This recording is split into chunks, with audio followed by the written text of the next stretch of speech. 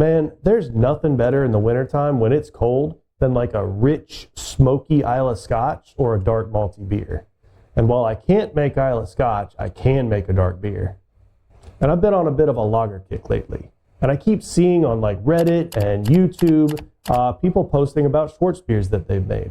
And so that made me want to make one too. And this beer turned out great. So stay tuned because I'm going to give you the recipe and show you how to make it yourself.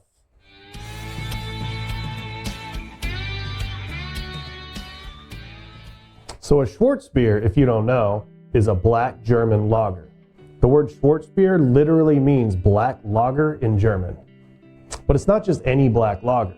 You can't just take a black beer recipe, pitch some lager yeast, and have a Schwarzbier. Besides using German ingredients to, make a German beer, a Schwarzbier is also supposed to be smooth. See, black beers usually taste roasty, right? And that usually comes with like an acrid, astringent character, and Schwarzbier is not supposed to have that. Think hot brewed coffee versus cold brewed coffee. Because of the cold brew process, you end up with a smoother, less astringent coffee. And the way you achieve that with beer is with these specialty black malts like Carafa 3 and Black Prince that have been malted and kilned in a certain way that creates that roasty flavor without the astringency.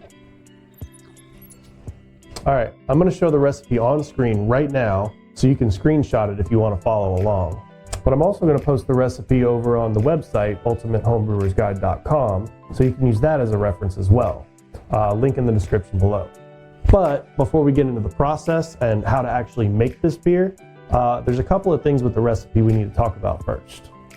First off, let's talk about that specialty malt. Like I said, that's the key to the beer. I chose to use Black Prince, but you can use others like Carafa 3 based on your own personal preferences or what's available to you. And it'll be a little bit different because every malt's a little bit different, but it'll still work. And you'll notice I'm using Outtro, which makes it not exactly a lager, but it gets me like 80% of the way there with like 20% of the effort. But there's other ways to do it. You could always go the traditional route and use any German lager yeast, ferment it cold, lager it, all of that. And even if you don't have like an actual fermentation temperature control setup, you can still make a real lager a couple of different ways, which is really cool because you couldn't do this when I first got started. There's a couple of lager yeasts that ferment at ale temperatures nowadays, like W3470 and Nova Lager, and there's also pressure fermentation. And I plan on doing a couple of videos in the near future that go over both those methods, so if you're interested in that, keep an eye out. And the last thing I want to talk about is water chemistry. I've also provided a water profile for this recipe over on the website, which I'll show on the screen for you right now. It's really just the black dry profile on the Brewfather app, which is meant to balance the sulfates and the chlorides to showcase the roasted malt character and keep the beer dry. However, I didn't do the water profile on this beer, which kind of shows that it's not completely necessary because it still turned out good. The rule of thumb is that if you have good water, it'll make good beer. And I don't have city water, so I don't have to deal with like chlorine or chloramines or like a bleachy off flavor. I live on a well and my groundwater's good. However, should you do the water chemistry? Probably, because even though it's not necessary and it takes a little bit of extra effort, if you do it, your result will probably turn out even better than mine. I do it this way partly out of laziness and partly because distilled water costs more, but I have been thinking about doing water chemistry more often. So if you're interested in that, let me know in the comments. All right, but that's it. So let's make a beer. This video is not exactly sponsored by morebeer.com because they probably don't even know who I am, but we are affiliated. See, I sought them out instead of the other way around because they are the best option online to buy anything for homebrewing. It's where I get all my ingredients and equipment and has been for much longer than I've been doing this channel and the website. And if you've been doing this for any length of time, you probably already know about morebeer.com and you probably use them all the time. And if you're new to the hobby and you've never heard about morebeer.com, it was probably going to happen sooner or later. So since you're going to be using them anyways, next time you put in an order, use the link in the description below or the QR code on screen.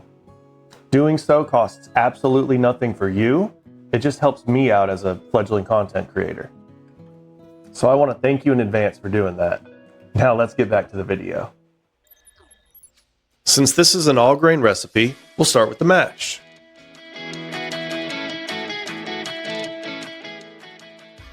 Heat your strike water to the target mash temperature. For this recipe, I chose a mash temp of 149 degrees Fahrenheit. This should produce a drier beer. Now, if you don't have a setup that can manage precise temp control during the mash, you might want to opt for a higher mash temp like 155. This would ensure that you don't drop below 148 degrees at any point, which would cause enzyme activity to stop, and then starches wouldn't get converted to sugars, and then your yeast wouldn't have anything to make alcohol from. I have a pretty basic brew in a bag setup with just a kitchen stock pot for a kettle and a cheap grain bag, but I did use my Anova sous vide machine, which I already have for cooking anyways, and that allowed me to keep the mash at the correct temperature. And as always, I'll have links in the description below for all of the equipment that I use.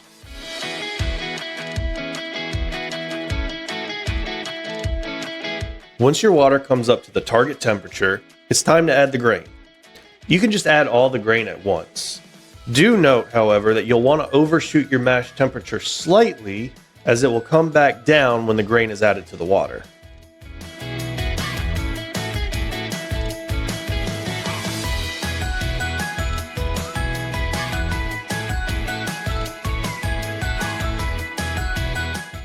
Now you just let your system do the work. Steep the grain, or mash it, for a full 60 minutes. I like to stir it every so often just to ensure that the temperature is consistent throughout. When the full 60 minutes is up, it's time to boil off. With a brew in a bag setup like mine, that basically just means pulling the bag of grain out of the wort and letting it drip back into the kettle.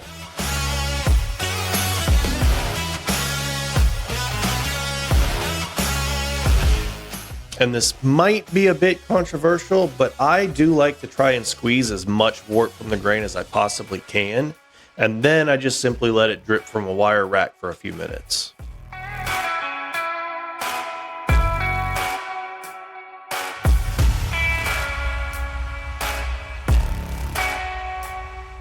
And now we do the boil.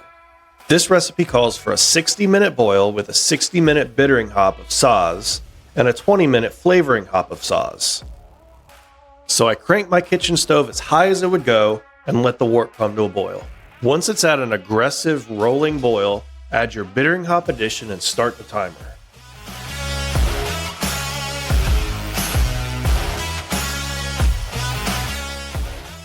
Now you just let it boil uncovered for 40 minutes.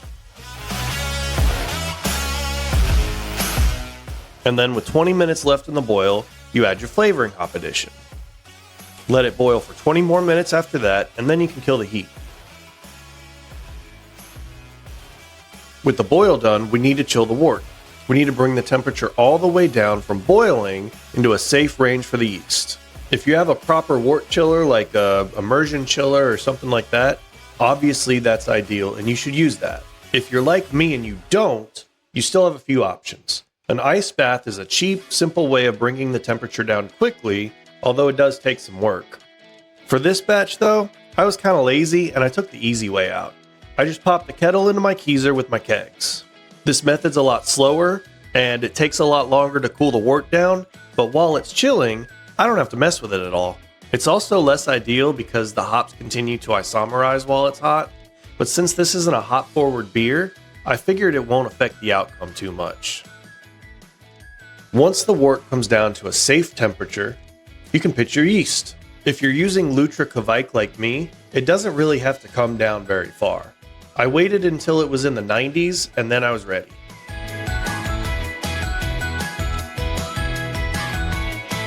At that point, I simply dumped the wort into my Brew Demon fermenter and pitched the dry yeast straight into the wort. I measured an original gravity for this beer of 1040.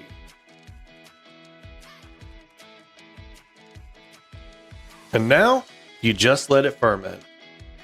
Since I was using Kveik yeast, which is basically a cheat code for fermentation, I didn't really have to do anything special to make the yeast happy. I just put the fermenter in an upstairs closet at room temperature and let it do its thing.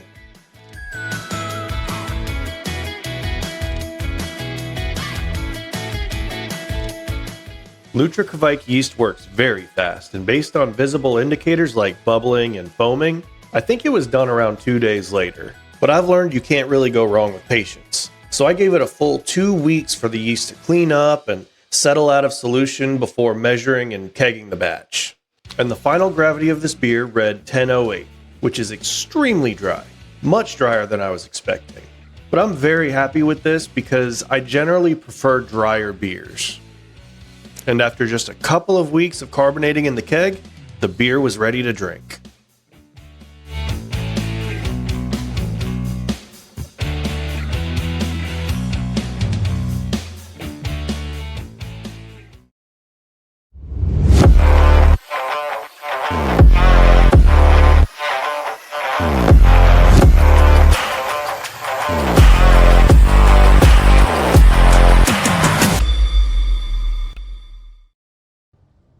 It couldn't be better weather to drink a Schwarzbier.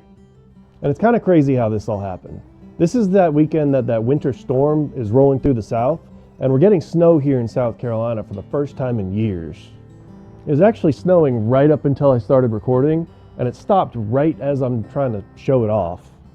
But it also just so happens that the same weekend, we tapped the Schwarzbier.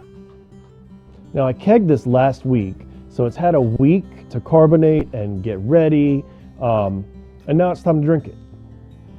Now before we try it, let's just stop and take a look at it.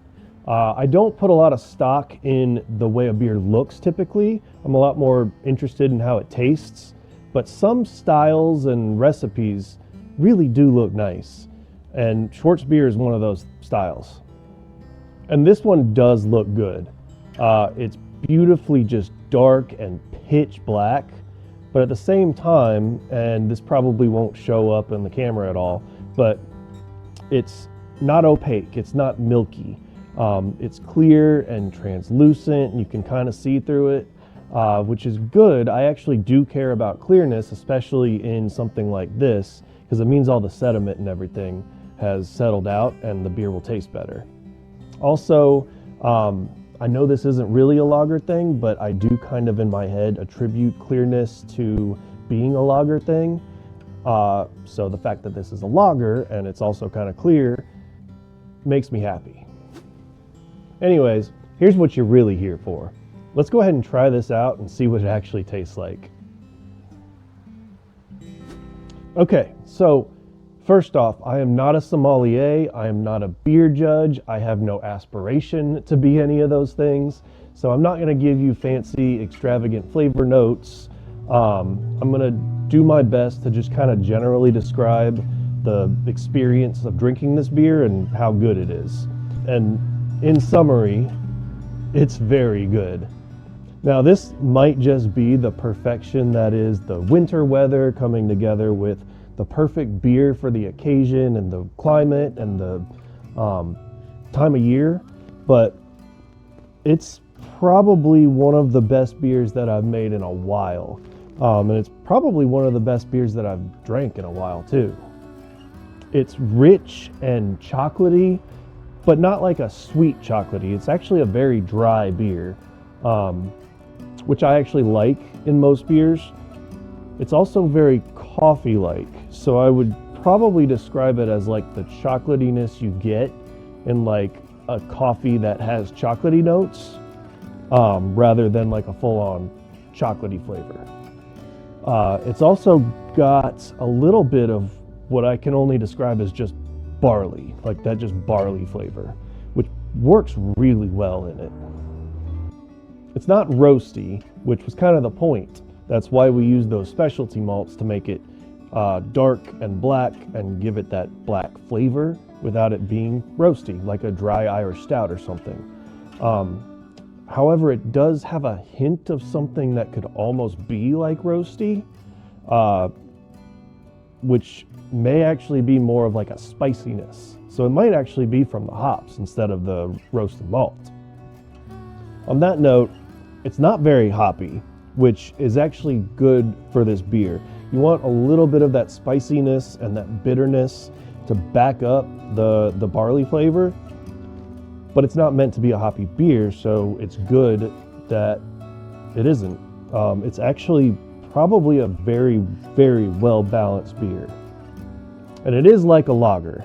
It's missing that crispness around the edges that you get, I think, from like long like lagering times. And I don't ever get that whenever I make, you know, Kvike pseudo lagers. So that's kind of to be expected. But it is very clean tasting, and very, you know, lager-like. And it's not thin or watery.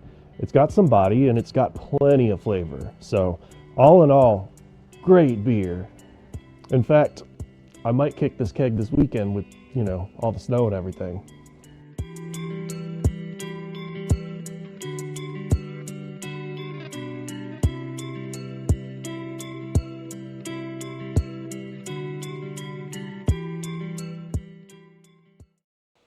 All right, some time has passed and the keg still hasn't gotten kicked, but I have been enjoying it.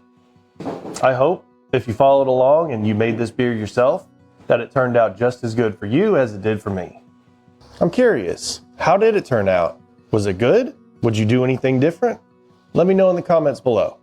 And other than that, I'll see you in the next one.